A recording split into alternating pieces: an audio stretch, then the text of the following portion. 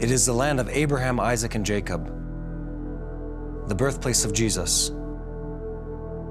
From Genesis to Revelation, Israel is the centerpiece of God's story, and a saga that continues to unfold in our daily news. But behind the headlines are the people caught in the crosshairs of some really complex issues. It can be hard to see clearly from the outside, so let's explore my homeland from within.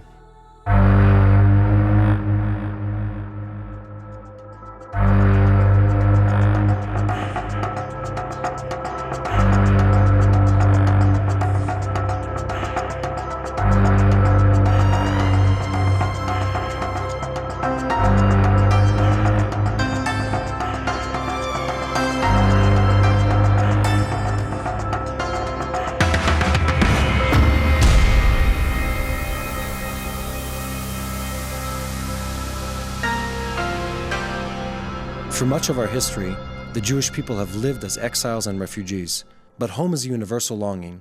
The word Aliyah means to ascend, and it represents the standing invitation to Jewish people around the world to return to the land of their ancestors. Ever since the scattering of the first Jewish people thousands of years ago, they've longed to travel back to Israel.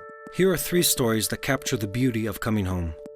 Israel is unique in so many ways. It's the only country in the world where a traffic jam can be a spiritual experience. It's the sign that the Jewish people are returning to Zion.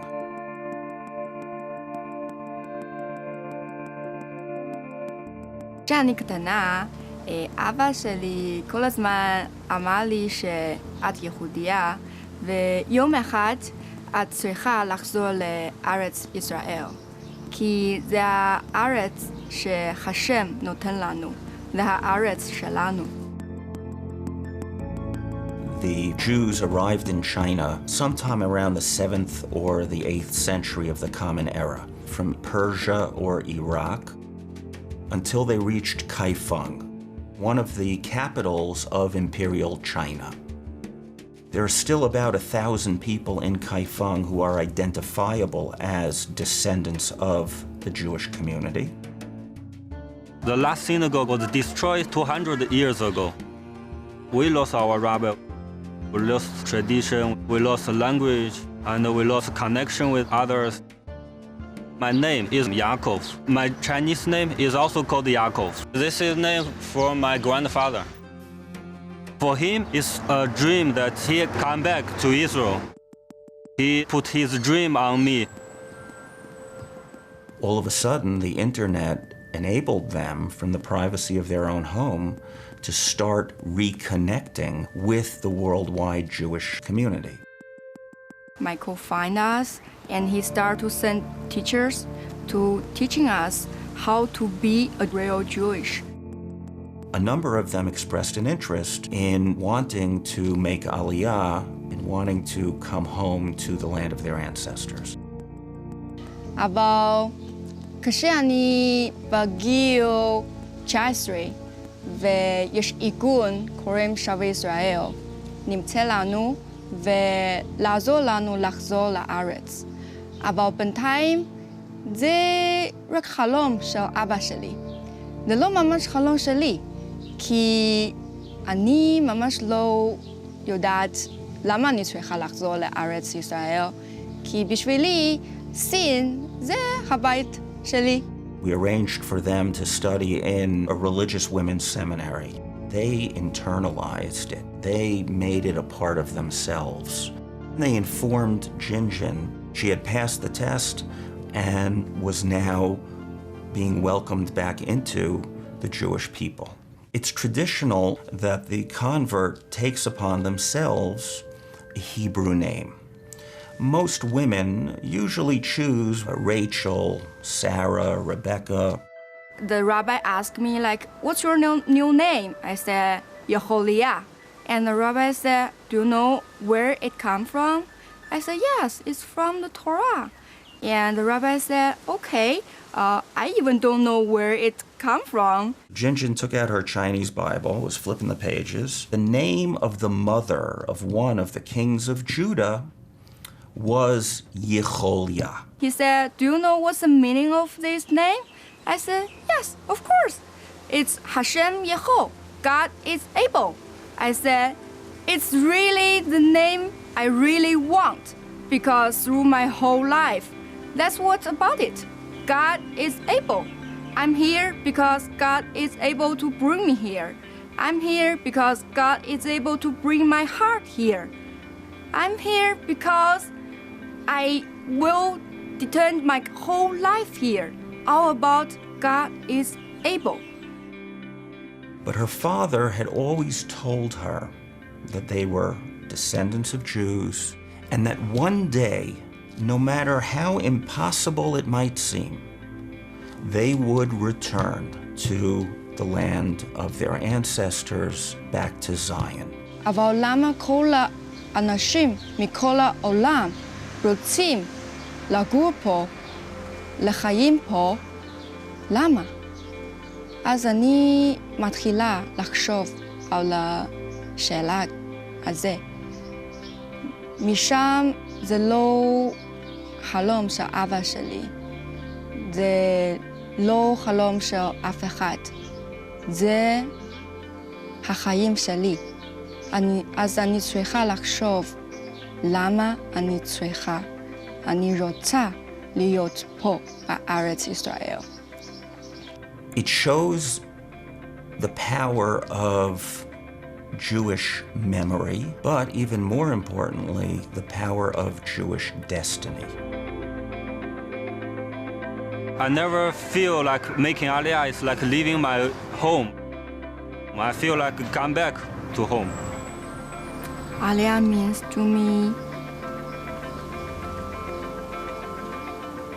to find your real position in this world, not only geographic location, it's your own location in God's creation and inside your heart. Making Aliyah, to me, was the fulfillment of my personal dream, but also the dream of my forefathers. Instead of standing here in New York and pleading with God to bring me back to the land, maybe it's time that I get on the plane and go home. And so that's what I did. I never imagined that I would be dedicating my life to seeking out the lost tribes and hidden Jewish communities and helping them to reconnect with Israel and the Jewish people. I feel like I fulfill my dream and my grandfather's dream. This is why he named me as Yaakov. Finally I came back to Israel. People always ask us, you are Ashkenazi or Sephardi Jews? I said, I'm neither, because I'm Chinese Jewish.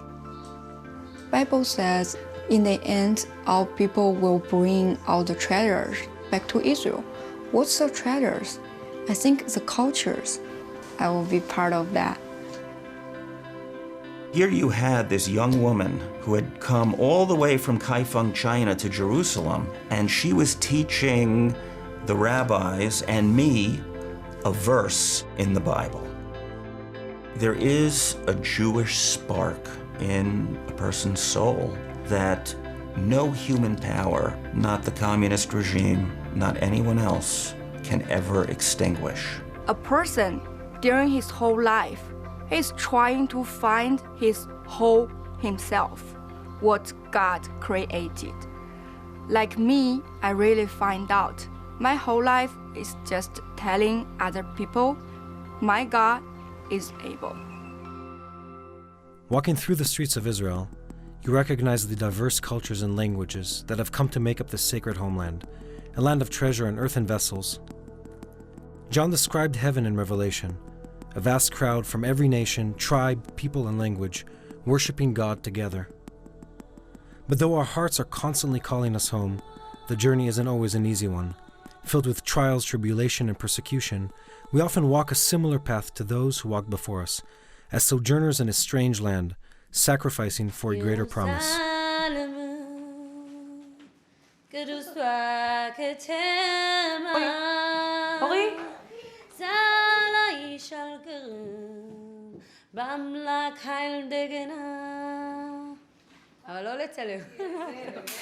Every day there is a ritual we had in the villages in Ethiopia.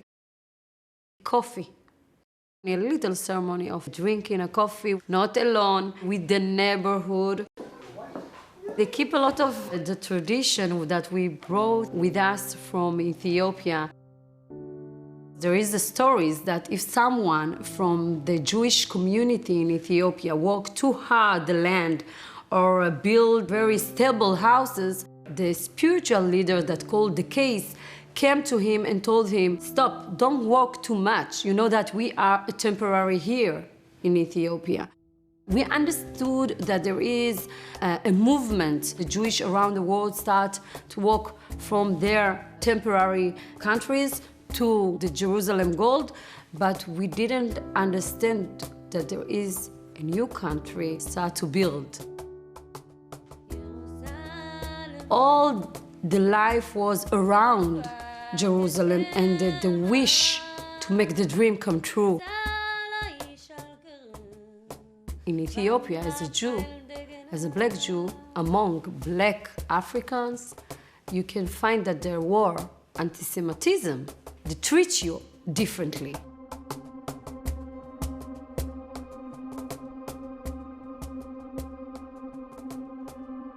All the negotiation failed. The Israeli government understood that they can't wait anymore. A representative from Israel spoke with our spiritual leaders, the Kesim, and they told them, you need to understand that now is the time. We will send airplane to Sudan. You just need to bring the people from Ethiopia to Sudan. You need to understand it is 500 kilometers. It wasn't a question if they are going to do this journey. I am a granddaughter of one of the biggest spiritual leader of the Ethiopian community. He led us and we start to walk to Sudan. I was 3 years old. We are 7 children. My mother was pregnant in the 9th month. People left everything that they knew and they start to walk to the unknown. For generations, the Ethiopian Jewish community understand that they will sacrifice everything just to get to Jerusalem. 4,000 people died in this journey. When we arrived to the refugees camp in Sudan, we just wait for a miracle. It was a very complicated situation to be among Muslims and to know that we need to hide our identity as a Jew, and it was risk. I remember that I get a bowl of a forage, and for me it was a memory that I can't forget, maybe because I was very hungry. And one day, we get a sign, we need to wait. So in the middle of the night, the trucks come, and my father put me on the truck. I remember it was too crowded. So he put my mother and the baby and other sister that was 11 years old, Aliyah, in the other trucks. And the trucks took us through the desert to a secret meeting point. The Israeli government understood everything. They see all the picture. We see only our side. When you understand that airplanes land in the middle of a desert, and it was enemy country, it is unbelievable. It is just unbelievable.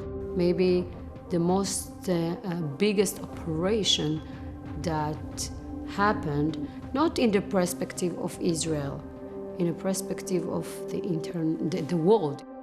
We arrived to the airplane, and then we understand that the other truck collapsed, the truck with my mother, and she left behind. We don't have a choice, but we must go on the airplane. This was our sacrifice. I remember the soldiers, how much they tried to give us the food and to try to speak with us and to connect with us. Inside, in the hearts, people don't care from the fear. They had big belief.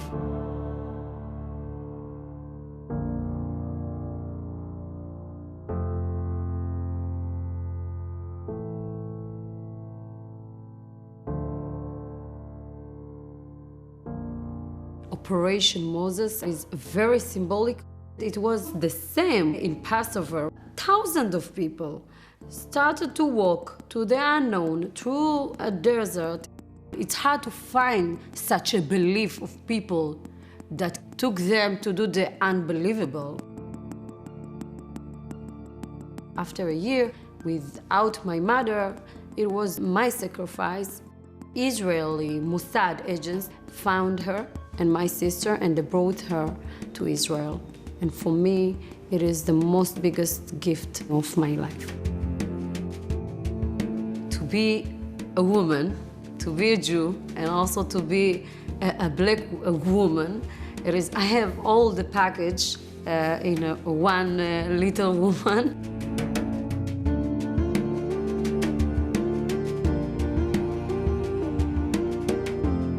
My source and my roots, first of all, is from the Ethiopian Jewish community. But Israel was home before we were here. I know that I belong to the Israeli people. Sometimes when I want to feel more Ethiopian, I just go to my mother, to this little ritual coffee, and just close my eyes, and the smell, and it is the same smell from my childhood.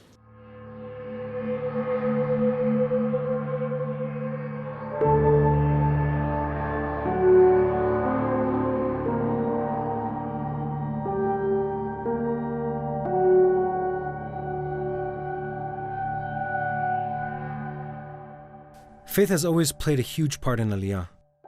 In Hebrews, Paul talks of the mighty men of faith, Abraham, Isaac, Moses, and many others who died still believing what God had promised them. Though they personally did not receive what was promised, they saw it all from a distance. Through the years, this faith has continued to serve as a light in the darkness, bringing them through nightmares few could have imagined.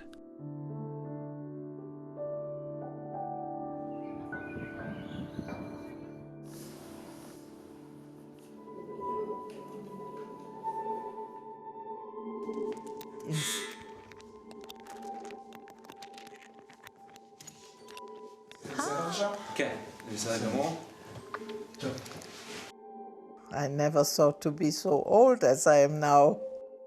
I have a little sister. She's 12 years younger than me. She came out of the Holocaust when she was 4.5 years old. No parents, no money, no clothes, no toys, nothing. Only with me.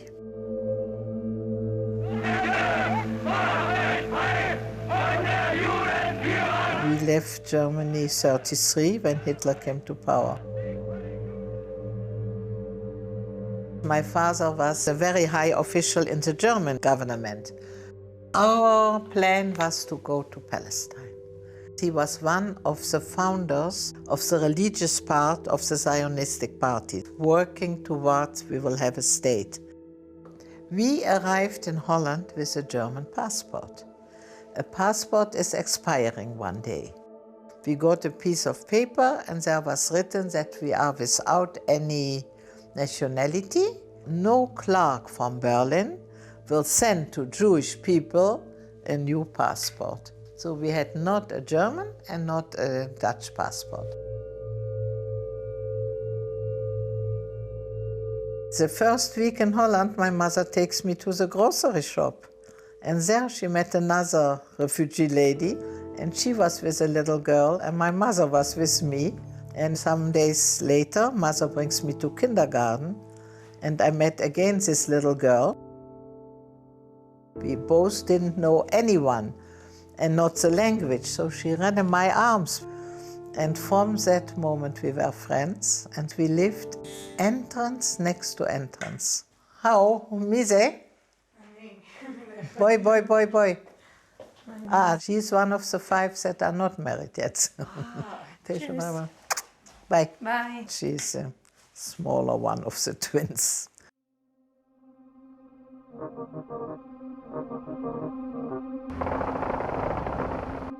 That was 9 years later.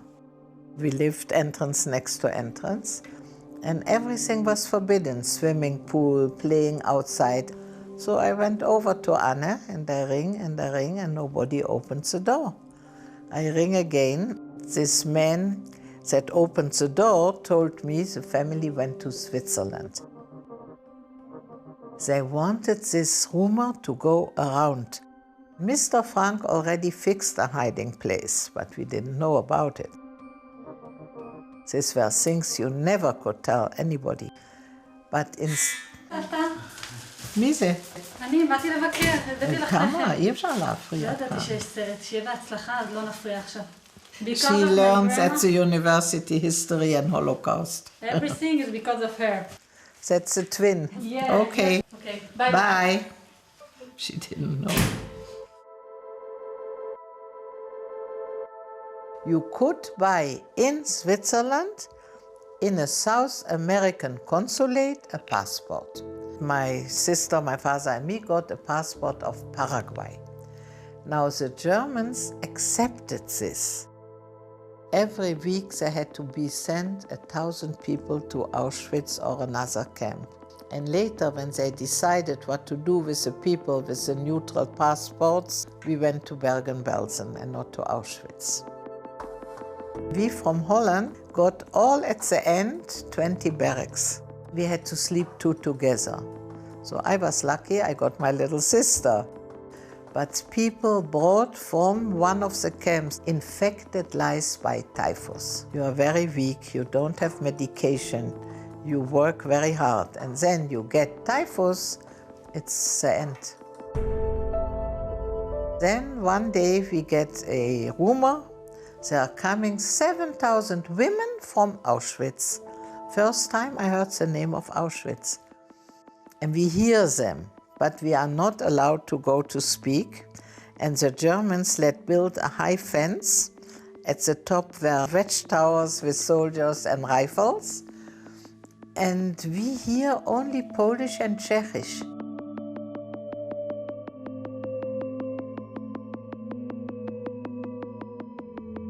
Several months later, 2 months before the end, we learned there were 40 women from Holland. Somebody told me, your friend Anne Frank is here at the other side of the fence. Then a very weak voice is calling for me. It was Anne. First we cried. How do you come here? I hoped she is eating chocolate with grandma in Switzerland. She said, we never went to Switzerland. We were in hiding in Daddy's office. And we were betrayed. I have nobody anymore. And that was not the truth, but she couldn't know. And then we spoke about food, if I can help with some food. But the fence is high, the night is dark, and there were hundreds of other hungry women. Another one caught the package, ran away with it, and didn't give her anything. She was angry and she was crying. It was so sad. I met Anne beginning February, and my father died 25 of February. And we met once more, we had 3 meetings. This time she caught the package, and when I came again looking, everything was empty.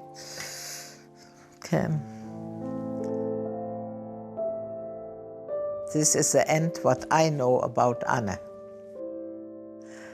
And so, hi. ראיתי שבת.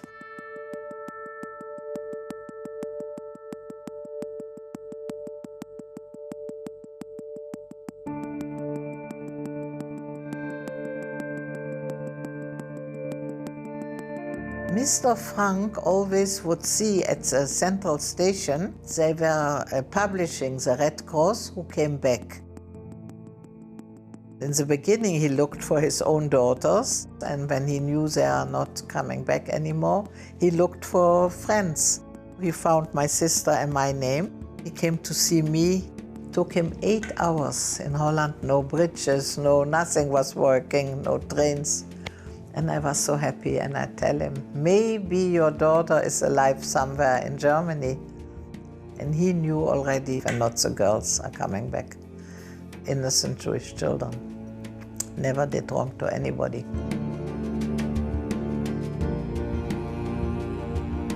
My luck was that Mr. Frank took care of us.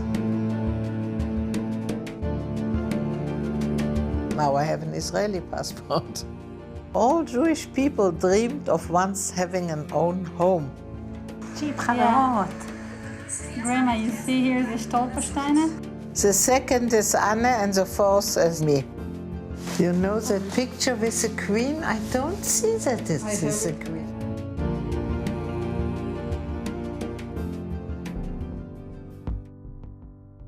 War, sickness, death, these are not the hallmarks of our native land. God has set eternity in the hearts of all men, a spiritual Aliyah, the promise of homecoming. In the Gospel of John, Jesus tells his disciples that he's preparing a place for them, a home. And as Christians, we know that this world is not our home. John writes in Revelation that God himself will live with his people, and the old order of things will pass away. He will make all things new. In the midst of this turbulent world, Israel stands as a signpost to us all that God keeps his promises to his people. May we all live with the hope of eternal freedom in the home of our Heavenly Father.